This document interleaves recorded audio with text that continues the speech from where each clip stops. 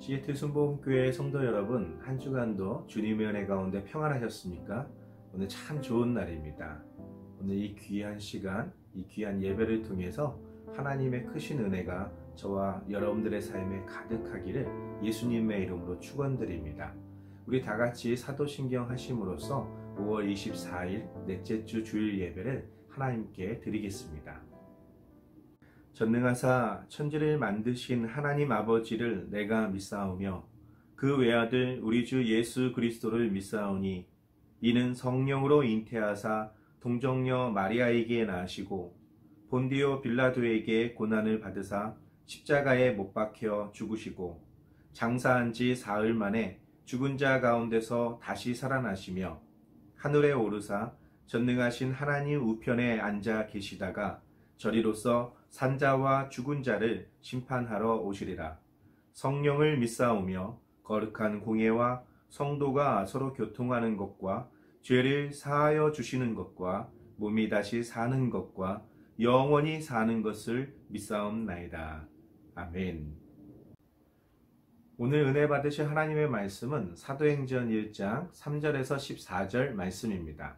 사도행전 1장 3절에서 14절 말씀을 다 같이 합독하시겠습니다.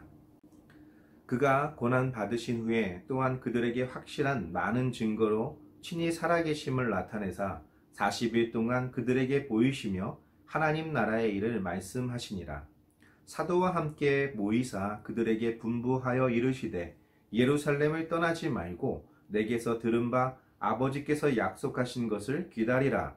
요한은 물로 세례를 베풀었으나 너희는 몇 날이 못되어 성령으로 세례를 받으리라 하셨느니라. 그들이 모였을 때에 예수께 여쭈어 이르되 주께서 이스라엘 나라를 회복하심이 이때니이까 하니 이르시되 때와 시기는 아버지께서 자기의 권한에 두셨으니 너희가 알 바 아니요 오직 성령이 너희에게 임하시면 너희가 권능을 받고 예루살렘과 온 유대와 사마리아와 땅끝까지 이르러 내 증인이 되리라 하시니라. 이 말씀을 마치시고 그들이 보는 데 올려져 가시니 구름이 그를 가리어 보이지 않게 하더라. 올라가실 때에 제자들이 자세히 하늘을 쳐다보고 있는데 흰옷 입은 두 사람이 그들 곁에 서서 이르되 갈릴리 사람들아 어찌하여 서서 하늘을 쳐다보느냐. 너희 가운데서 하늘로 올려지신 이 예수는 하늘로 가심을 본 그대로 오시리라 하였느니라. 제자들이 감람원이라 하는 산으로부터 예루살렘에 돌아오니 이 산은 예루살렘에서 가까워 안식일에 가기 알맞은 길이라. 들어가 그들이 유하는 다락방으로 올라가니 베드로, 요한, 야고보, 안드레와 빌립, 도마와 바돌로메, 마테와 및 알페오의 아들 야고보, 셀로신 시몬, 야고보의 아들 유다가 다 거기 있어 여자들과 예수의 어머니 마리아와 예수의 아우들과 더불어 마음을 같이하여 오로지 기도에 힘쓰더라. 아멘. 함께 봉독한 말씀을 가지고 내 증인이 되리라 라는 제목으로 은혜 나누겠습니다. 오늘 우리가 살펴본 본문을 보면 그가 고난 받으신 후에 많은 증거들로 살아나셨음을 나타나셨다 기록하고 있습니다. 예수님께서 고난 받았을 때를 살펴보면 제자들의 마음에 복잡한 어떤 그런 감정이 있었을 것입니다. 불과 며칠 전까지만 해도 예수님께서 어린 나귀를 찾으셨을 때 그들은 순순히 그 어린 나귀를 내어주었습니다. 또한 예수님께서 그 어린 나귀를 타고 예루살렘에 입성하실 때 호산나 다윗의 자손이요 하면서 그들은 예수님을 맞이했고 메시아로 인정했습니다. 예수님께서 유월절 음식을 잡수시려고 장소를 찾으셨을 때도 순순히 그 장소를 내어줄 정도로 예수님의 인기와 백성들의 사랑은 대단했었습니다. 제자들 역시도 너무나 기뻤고 심지어는 예수님을 죽이려고 했었던 유대 지도자들이 우리가 하려고 하던 모든 계획들, 예수님을 죽이려고 했던 우리의 철저한 그 모든 계획들이 이제 다 물거품이 됐구나 탄식하는 장면들도 나올 정도로 그때 상황은 제자들에게 참 기쁘며 즐거운 시간이었었습니다. 그러나 그러한 기쁨도 잠시뿐이었습니다. 예수님께서 잡혀가실 때는 마치 범죄자가 끌려가듯이 그렇게 끌려가셨고 재판장에서도 너무나 부당한 재판을 받고 계셨습니다. 거짓된 증거들로 난무했던 그 재판장, 하나도 제대로 된 증거도 찾지 못했던 재판장, 재판하고 있었던 빌라도조차도 나는 그가 죄가 없다고 본다고 말할 정도로 정말 형편없는 재판이었습니다. 그럼에도 불구하고 예수님께서는 그 모든 것들을 침묵으로 일관하셨습니다. 그의 크신 권세와 능력으로 혹여나 벗어나지 않을까 하는 기대로 예수님 곁을 떠나지 않겠다 고백했던 베드로는 제사장의 뜰에까지 들어가서 그 모습을 지켜보았지만 처참하게 얻어맞고 또 나약한 모습으로 그렇게 힘없이 있는 예수님을 볼 때 어린 여종이 나와서 너도 그 예수와 한패지 라고 말했을 때 나는 예수님을 알지 못해 저주하며 떠났던 장면들도 성경에 기록되어 있습니다. 예수님을 사랑하지 않았겠습니까? 예수님을 정말 의지하지 않았겠습니까? 그러던 그 제자들이 왜 엠마오로 떠날 수밖에 없었고 왜 두려움에 떨고 내 손가락을 넣어보기 전에는 나는 부활하셨다는 그 말을 믿을 수 없어 라고 고백할 정도로 그들이 절망 가운데 휩싸였겠습니까? 한 가지 문제는 예수님께서 나는 다시 살아날 거야 라고 하셨던 그 말씀을 그들이 믿지 못했기 때문입니다. 그렇기 때문에 예수님께서는 40일 동안 많은 증거들로 그가 살아나셨음을 나타나셨고 그를 보이셨습니다. 그를 통해서 하나님께서 진정 제자들에게 원하셨던 하나님의 나라의 일을 알게 하셨고 그것을 증거하게 하셨던 것입니다. 여기서 말한 하나님 나라에 관한 모든 것들은 바로 예수님께서 공생의 기간 제자들에게 가르쳐 주셨던 모든 가르침이셨습니다. 모세의 율법, 선지자들의 예언, 그리고 시편에 기록되어 있는 예수님과 관련된 모든 것들입니다. 우리가 흔히 구속사라고 부르고 있는 내용들인데요. 사람이 타락으로 인하여 하나님의 형상을 잃어버리고 또 하나님이 주신 복도 모두 다 잃어버렸습니다. 그대로 내버려 뒀다가는 영원히 지옥에 갈 수밖에 없는 존재가 되어버려서 하나님은 한 가지 계획을 세우십니다. 그것은 한 인물을 택하시고 그 후손 중에 메시아가 태어날 것을 그리고 그 메시아가 어떤 사역을 할지에 대한 기록들입니다. 모세의 율법을 통해서 죄의 값으로 치러지는 짐승들의 어떤 죽음을 상징하는 것, 그것이 바로 예수님의 십자가였었습니다. 그와 마찬가지로 선지자들의 예언 역시도 이스라엘이 회복되는 것이 약속되어 있는데 그것은 이스라엘이 거룩하고 성결하고 하나님 보시기에 완벽했기 때문이 아니라 너희는 여전히 부족하고 여전히 죄 가운데 살고 있지만 너희가 그럼에도 불구하고 하나님을 믿고 하나님께로 돌이키면 하나님의 영광이 너희에게 나타나서 너희를 건져주실 것이다. 그것이 속히 이루어질 것이다. 그렇게 기록되어 있습니다. 그리고 예언하고 있습니다. 시편 역시 그 모든 것들에 대한 표현들입니다. 예수님께서 다 이루셨죠. 십자가에서 모든 것들을 다 이루셨고 부활하심으로써 우리 모두에게 새 생명을 주셨습니다. 바로 이것이 하나님의 나라의 일인데 이 하나님의 나라의 일을 증거하는 데 있어서 굉장히 중요한 것은 바로 4절에 나타난 대로 무엇인가를 기다려야 되는 것입니다. 예루살렘을 떠나지 않는 것이 목적이 아닙니다. 왜냐하면 오늘 본문 말씀에도 예루살렘으로부터 땅끝까지 이르러 증인이 되어야 하기 때문입니다. 그럼에도 불구하고 예루살렘에 있으라고 분부하신 것은 바로 그 예루살렘에 약속된 성령이 임하기 때문입니다. 사도행전 1장 5절에 보면 요한의 세례와 성령의 세례가 기록되어 있습니다. 요한의 세례는 우리가 알다시피 회개의 세례였습니다. 회개하라, 천국이 가까웠다 라는 그 외침 속에서 사람의 열정, 우리의 의지, 우리의 열정, 우리의 노력으로 이제 더 이상 죄 가운데 살지 않고 하나님의 말씀 안에서 하나님의 자녀답게 살겠습니다 라는 그런 믿음의 고백인 것입니다. 그러나 성령의 세례는 사람의 생각, 사람의 의지, 사람의 열정이 아니라 하나님의 생각과 하나님의 의지와 하나님의 열정으로 이루어진 세례입니다. 바로 그리스도와의 하나님과의 연합을 말하고 있는데요. 그도 그럴 것이 예수님이 십자가에서 못 박혀 죽으셨을 때 예수님의 제자 중에 단 한 명이라도 예수님은 곧 부활하실 거야. 그리고 하나님이 약속하신 모든 것들을 이루실 거야. 그리고 그의 복음이 모든 사람들에게 증거될 거야. 이렇게 말씀을 전한 사람이 없다는 사실이에요. 단 한 명도 없습니다. 오히려 두려워 떨고 엠마오로 떠나고 또 갈릴리에서 물고기를 잡고 그렇게 형편없는 모습으로 변질되어 가는 것이 바로 예수님의 제자들의 모습이었습니다. 40일 동안 예수님이 하신 일은 그들을 다시금 하나님의 말씀으로 다시 옛 그 가르침으로 기억나게 하시고 돌아오게 하신 것입니다. 그리고 그들에게 분부하십니다. 예루살렘을 떠나지 말 것을, 아버지의 약속하신 성령의 세례를 받아야 될 것을 말씀하십니다. 바로 사도행전의 내용들이 그것입니다. 사람의 열정, 사람의 계획이 아니라 하나님의 열정, 하나님의 계획에 의해서 그 복음이 땅끝까지 증거되는 것이 사도행전의 모든 내용입니다. 이 말씀을 듣자마자 예수님의 제자들은 또 엉뚱한 대답을 합니다. 그렇다면 하나님의 나라가 지금 임하는 겁니까? 하나님의 어떤 말씀하셨던, 예수님이 말씀하셨던 그 나라가 지금 시작되는 것입니까? 지금입니까? 라는 질문을 하죠.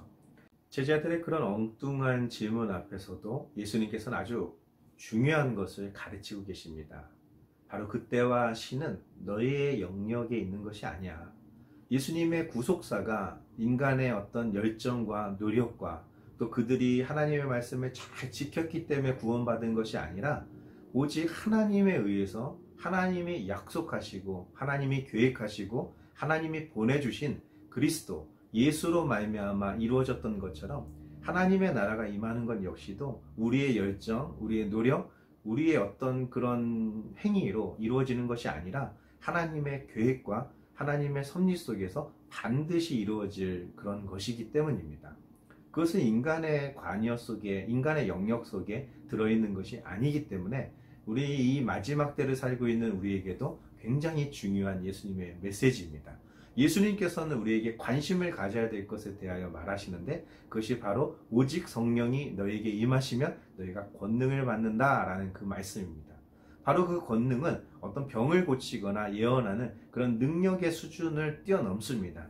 그것은 무엇이냐면 우리가 할 수 있었던 모든 것, 우리가 하려고 했던 모든 계획을 뛰어넘는 것을 말하고 있는 것입니다. 이 모든 가르치심을 마치신 후에 예수님께서는 승천하셨습니다. 구름이 덮여 그 모든 것들을 가렸음에도 제자들이 하늘을 쳐다보고 있을 때 천사들은 외칩니다. 어찌하여 하늘만 쳐다보고 있니? 너희가 본 대로 주님은 다시 오실 거야 라는 말 속에서 그들은 깨닫게 됩니다. 하나님이 분부하신 것을 우리는 이제 지킬 때가 되었구나. 그래서 그들은 감람원이라는 곳으로부터 예루살렘으로 돌아왔고 또 예루살렘에서 그들이 유하고 있었던 마가 다락방에 그들이 모였습니다. 그 모인 사람들이 예수님의 11 제자와 예수님의 어머니, 많은 여인들, 예수님의 형제들이 함께 모였고 거기서 기도하기를 힘썼다라는 것으로 오늘 본문 말씀은 마치고 있습니다. 함께 봉독하지는 않았지만 사도행전 1장 15절 이하를 보면 예수님을 배반하고 떠났던 가룟 유다를 대신할 다른 제자를 선출하는 장면이 나옵니다. 그때 15절에 보면 120명이 모여 있었고 베드로가 갑자기 그 제자를 선출할 것을 제안하는 장면이 나옵니다. 그 선출 조건은 예수님이 살아계셨을 당시부터 예수님이 승천하시는 날까지 항상 우리와 함께 있었던 사람들 중에 한 명을 뽑는 것이었습니다. 그래서 두 명의 후보가 나왔는데요. 한 명은 바사바라고도 하고 유수도라는 별명을 가진 요셉이었고 다른 한 사람은 마띠아라는 사람이었습니다. 그들은 기도를 하고 하나님께 간절히 간구한 후에 유다를 대신할 한 사람을 제비를 뽑았습니다. 그렇게 선출된 사람이 마띠아입니다. 사도행전에 이 두 사람이 기록되어 있는데요. 그 이후에는 이 두 사람의 행적이 어땠는지 성경에 기록되어 있지는 않습니다. 역사가들의 기록에 의해서 그가 어떠한 삶을 살았고 어떠한 죽음을 맞이했는지 어렴풋이 알 수는 있겠지만 성경에는 더 이상 그들의 행적이 나오지 않습니다. 요셉 역시도 후보에 오를 만큼 아주 훌륭한 사람이고 유수도라는 표현은 의로운 자입니다. 굉장히 초대교회에 영향력이 있었던 사람임에 분명합니다. 그러나 그 역시도 더 이상 기록에 나오지 않습니다. 이것이 성령을 받아야 되는 이유와 성령이 너에게 임하시면 너에게 어떤 권능이 임할지에 대한 내용입니다. 바로 이 사건은 성령 받기 이전의 사건이었던 것을 주목해 보시면 됩니다. 이것이 사람의 생각입니다. 사람의 의지입니다. 사람은 그 모든 부족한 것들을 채우려고 하고, 사람은 그 모든 것들을 우리의 노력과 우리의 열정으로 하나님의 영광을 이루어 보겠다고 노력하겠지만, 그것이 하나님의 뜻과는 또 다를 수 있다는 것입니다. 사도행전 2장을 보면 성령이 임한 후에 제자들의 변화가 시작됩니다. 그것이 바로 예수님께서 말씀하셨던 오직 성령이 너희에게 임하시면 너희가 권능을 받는다라는 그것입니다. 그 권능입니다. 바로 변화입니다. 하나님의 일을 하게 되는 것입니다. 나의 생각, 나의 의지로 일하는 것이 아니라 하나님이 인도하시고 하나님이 베푸시는 일들을 하는 것입니다. 그 단적인 예로 베드로는 절대로 이방인에게 복음을 전할 생각이 없었습니다. 베드로는 유대인들에게 복음을 증거했고 이스라엘의 회복을 꿈꿨던 사람입니다. 절대로 이방인들의 사도가 될 생각도, 이방인에게 복음을 전하고 싶은 마음도 없었습니다. 그는 베드로뿐만 아니라 모든 제자들의 마음에 공통된 생각이었을 것입니다.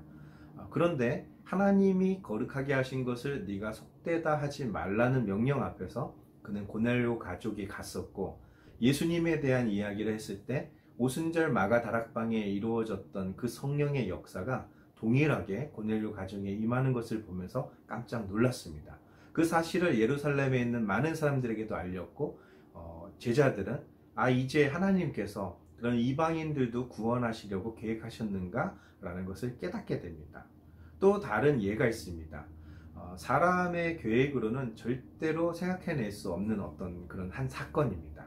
그것은 바로 사도 바울에 관련된 것입니다. 그는 예수 믿는 사람들을 잡아 죽이려고 했고, 심지어는 스데반 집사가 영광 가운데 죽어가는 그 많은 사람들에게 돌에 맞아 죽어가는 그 순간에 그는 고백합니다. 이 모든 예수 믿는 사람들을 없애야겠다. 이것이 하나님을 섬기는 것이라 그는 믿었었습니다. 그러나 다메섹 도상에서 예수님을 만난 이후로부터 그는 하나님을 위해서 또 이방인들에게 복음을 전파하는 자로 완전히 변화되었습니다. 그가 빌립보라는 교회를 세우게 된 것 역시도 성령 앞에서 자신의 생각을 내려놓고 하나님의 인도하심을 따랐을 때 그것이 가능했던 것이었습니다. 이제 말씀을 정리하겠습니다. 오늘 우리가 함께 나눈 본문 말씀은 오순절 그 전주의 사건입니다. 다시 말해서 다음 주일이 우리가 오순절 성령 강림 주일인데, 그 전주인 오늘에 해당되는 내용들을 기록하고 있는 내용입니다. 예수님께서 우리에게 분부하셨습니다. 내 증인이 되라고. 그리고 그 증인이 되기 위해서 너희는 예루살렘을 떠나지 말고 아버지께서 약속하신 것을 받아야 한다고 말씀하셨습니다.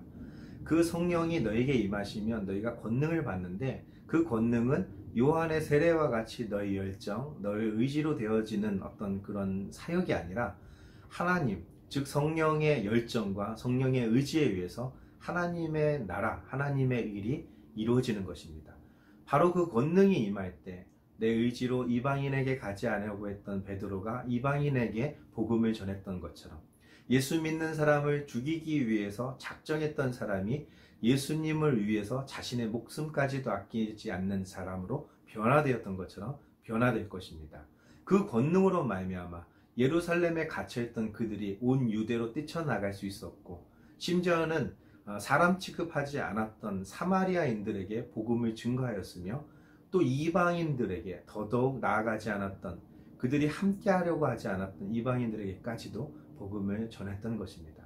바로 그 성령 때문에 오늘 우리가 크리스찬이 되었고, 오늘 우리가 예배 드릴 수 있고, 앞으로 우리의 자녀들에게, 우리 이웃들에게 이 예수님을 증거할 수 있게 되었던 것입니다. 우리는 성령을 받아야 됩니다. 그리고 성령의 충만함 가운데 그의 권능이 우리 안에 머물러 있을 때 우리는 변화되고, 우리의 의지와 우리의 열정이 아니라 하나님의 의지, 하나님의 열정에 의해서 주님의 복된 증인의 삶을 살게 될 것입니다. 증인의 삶이라는 것은 아주 거창한 것이 아닙니다. 우리의 뜻을 하나님의 뜻 앞에 굴복시키는 것입니다. 우리가 하려고 했던 모든 계획들을 내려놓고 하나님의 말씀대로 살아가는 것입니다. 하나님이 우리에게 분부하셨던, 또 예수님이 우리에게 가르쳐 주셨던 모든 것을 지켜 행하는 것이 하나님의 나라이며, 그것을 전하는 것이 바로 우리에게 주신 하나님의 직분입니다. 이제 우리 한 주간도 그 주님의 은혜 가운데, 성령 충만함 가운데 주의 말씀 안에서 승리하는 저와 여러분 되기를 주님의 이름으로 축원드립니다. 다 같이 기도하겠습니다. 살아계시며 역사하시는 좋으신 아버지 하나님, 이스라엘의 회복을 꿈꾸던 그들, 부활하신 예수님이 바로 지금 그 모든 것을 이루실 거라고 기도했지만 그들의 눈앞에서 또다시 예수님은 하늘로 올라가셨습니다. 멍하니 하늘만 쳐다보았던 그들에게 천사들이 나타나 하나님이 말씀하신 대로 모든 것들이 이루어질 것을 알게 하였습니다.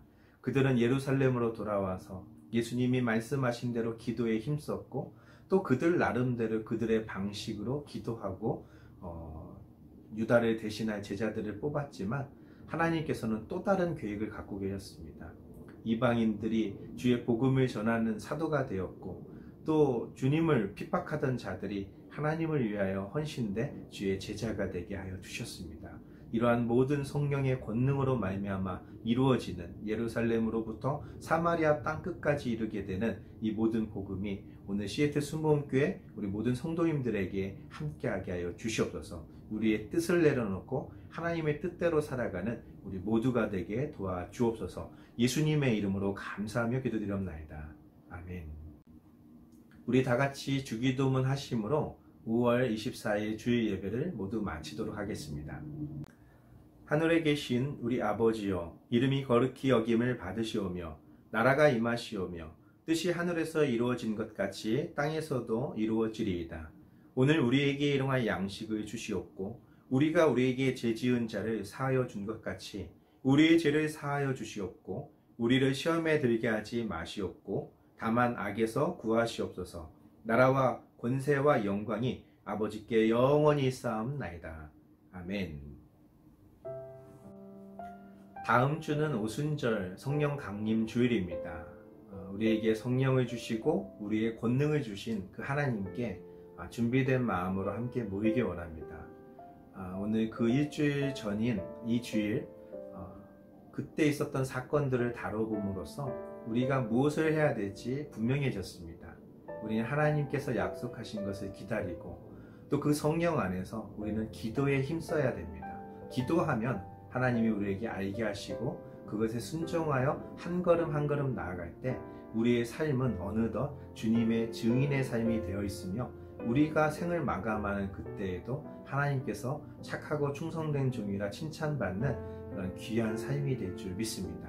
오늘도 또 한 주간도 주님의 은혜 가운데 성령 안에서 승리하는 저와 여러분 되기를 주님의 이름으로 축원드립니다. 할렐루야.